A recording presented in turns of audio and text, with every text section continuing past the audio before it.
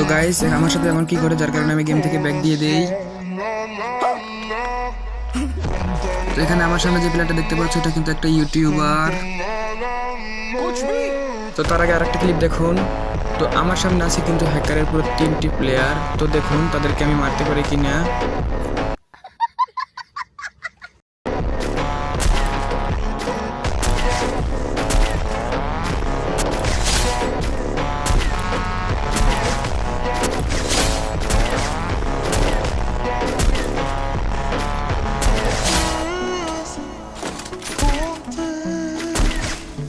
তো আমি কিন্তু তাদের 3জনকেই স্নাইপার দিয়ে মেরে দেই। তো চলুন এখন আসল ক্লিপে যাওয়া যাক।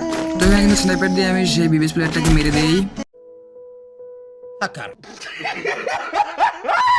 তো এই কিন্তু সেই সুন্দর হ্যাকার, যার কারণে আমি গেম থেকে ব্যাক দিয়ে দিই। তো দেখুন কেন ব্যাক দেই। এখানে কিন্তু তাকে আমি একের পর এক শট দিই, কিন্তু সে মরে না। তারপর তাকে কিন্তু হেডে দিই, তাও মরে না।